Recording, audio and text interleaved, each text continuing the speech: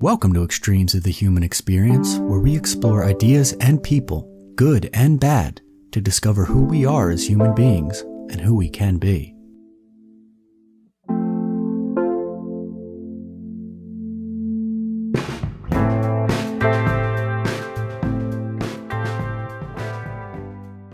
On this episode of Extremes of the Human Experience, we will be delving into a topic that has fascinated the public for centuries: the riddle of the serial killer.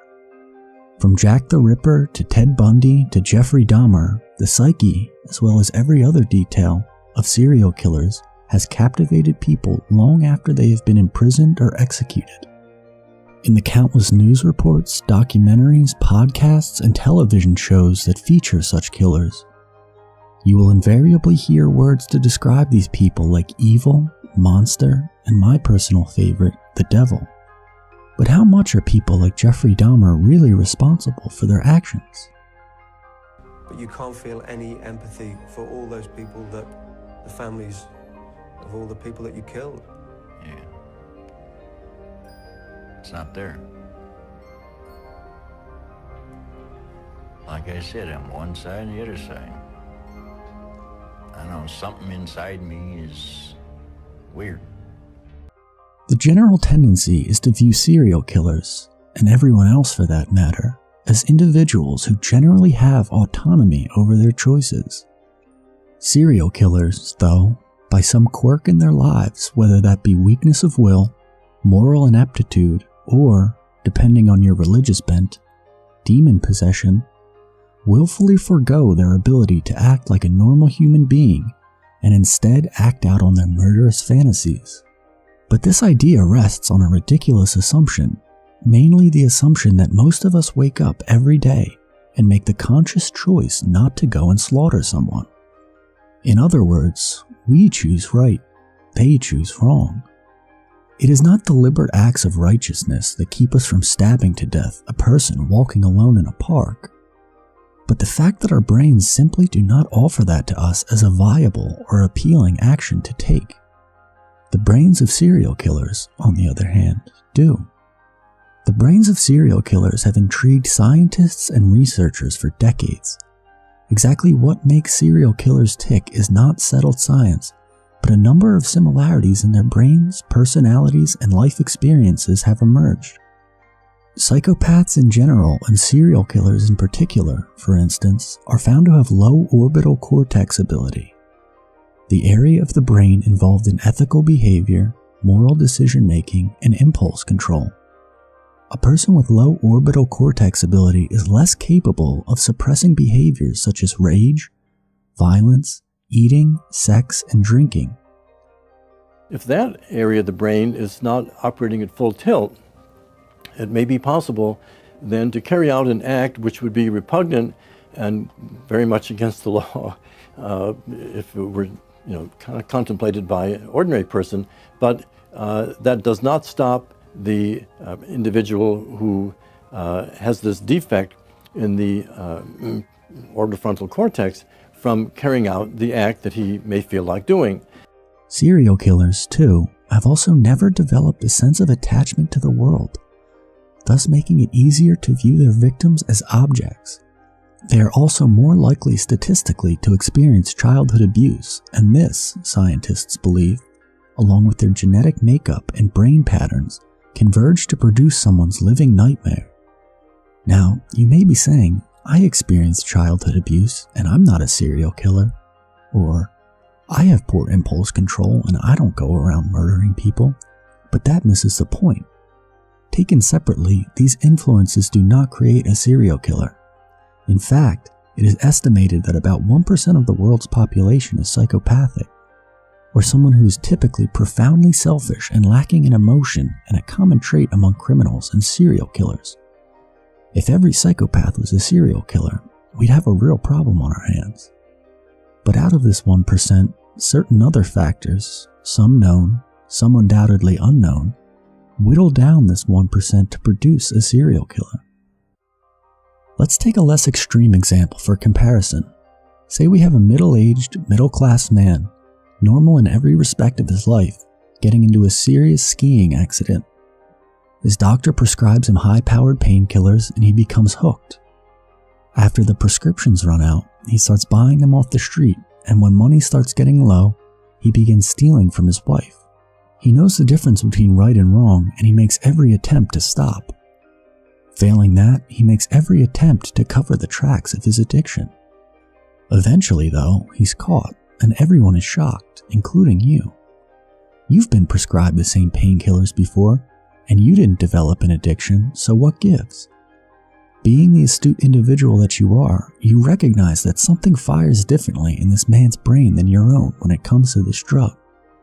And you may even admit that, although you have never experienced such an urge, you can't really say with confidence that, put in the same mental state, you would have any more of a claim to being able to fight it off than he does. I do not believe it is a stretch to extend the same line of reasoning to the more egregious members of our society.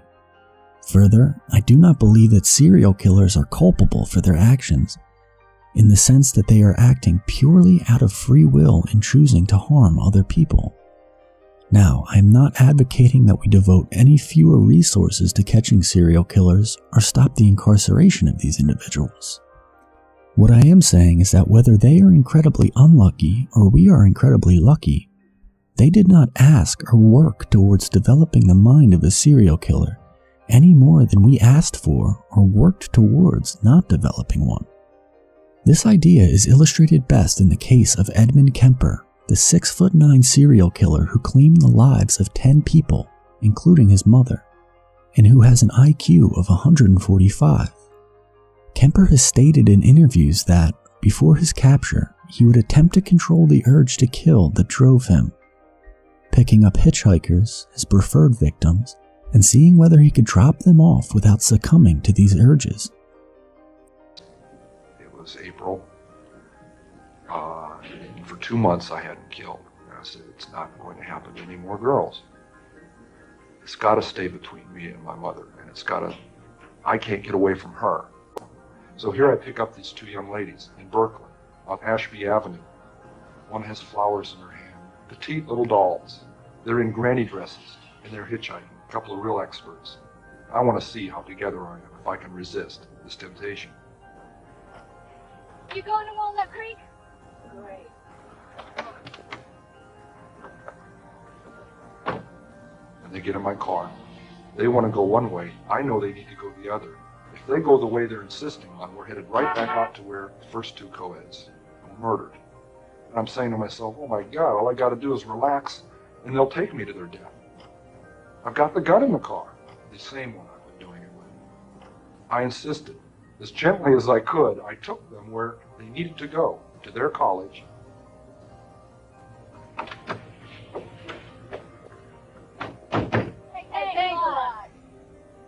That was 1 week before I murdered my mother. I said, she's got to die, and I've got to die, or girls like that are going to die. This is obviously a man, and quite an exceptionally intelligent one, attempting to exert his will over something of which he has no control. Not someone who is evil or has brought this on himself by his exceptional moral failure. Having been eligible for parole since 1979, he has on numerous occasions purposely skipped his parole hearings, stating that he knows he is not fit to re-enter society.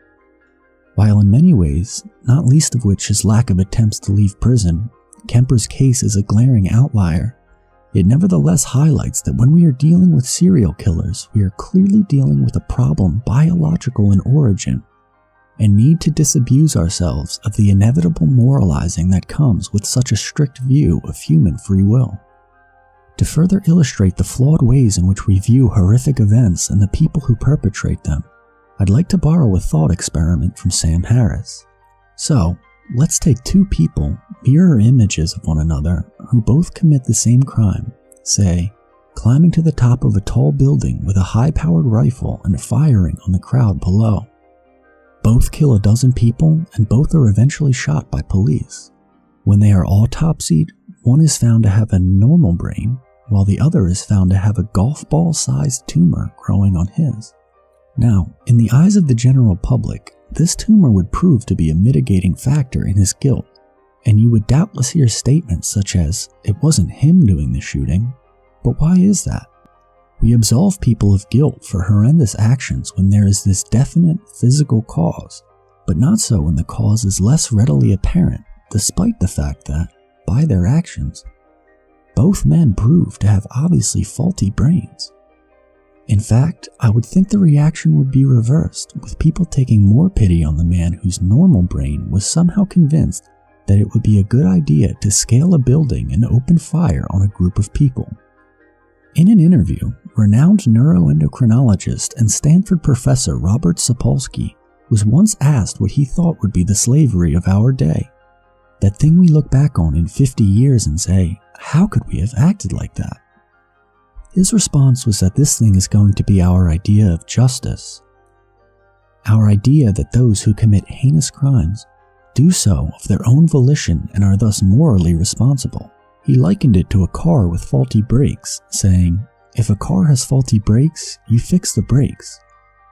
If the brakes are not fixable, you put the car in the garage for the rest of the time, and your primary responsibility is to make sure this car with the faulty brakes doesn't hurt anybody. But nobody is saying you're punishing the car. Nobody is accusing your car of having a moral failing. In short, we are not as autonomous as we like to think we are. In his book, Behave, he cites a study that found that the greatest indicator of whether or not a judge would grant a particular prisoner parole was not the severity of the prisoner's crime, nor his behavior while incarcerated, nor any other factor that one would typically consider when making such a decision. Instead, it was how long the judge had gone without food. As his glucose levels dropped, so did his temperament, and he was less likely to grant parole.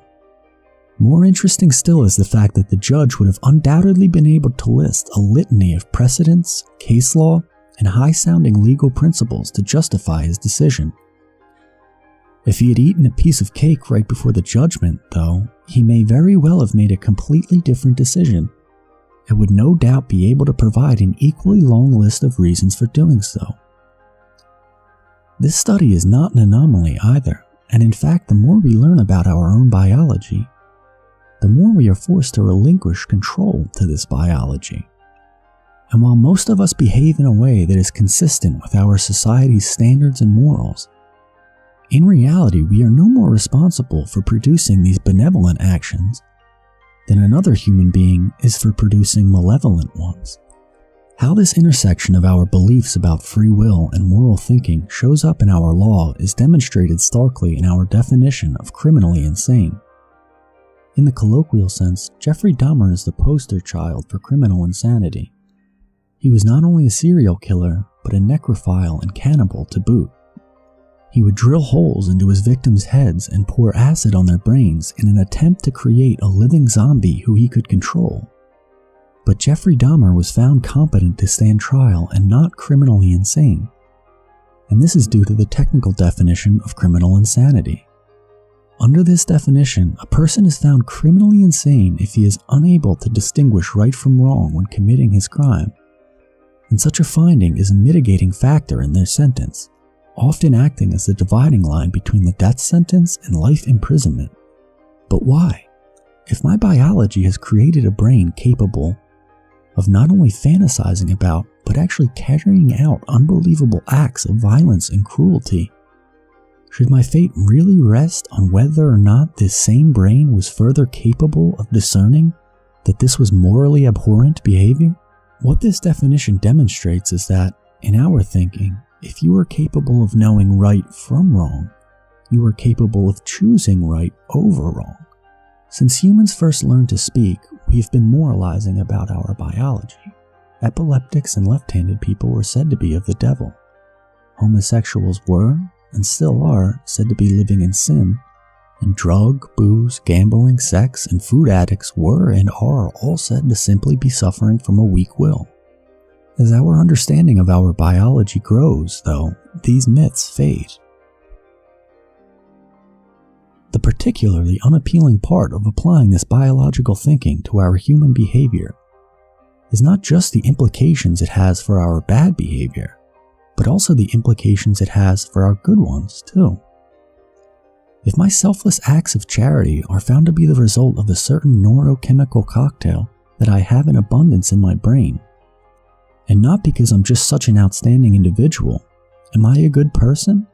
Or did I just win the biological lottery? So what's the point? We know serial killers kill and they need to be caught, imprisoned, or executed. End of discussion, right? Not so. As our understanding of any topic, whether that be drug use, how to raise a child, or the biology of the serial killer grows, so does our ability to effectively address it. I do not think it is controversial to say that as our understanding of epilepsy grew and moved us away from burning these people at the stake, the world became better for it. Similarly, as our understanding of serial killers grow, and we move away from simply writing these people off as evil or morally incompetent, our ability to intervene in their lives and stop unnecessary suffering will grow too. Thanks for watching. If you enjoyed this video and want to see more like it, like and subscribe for more.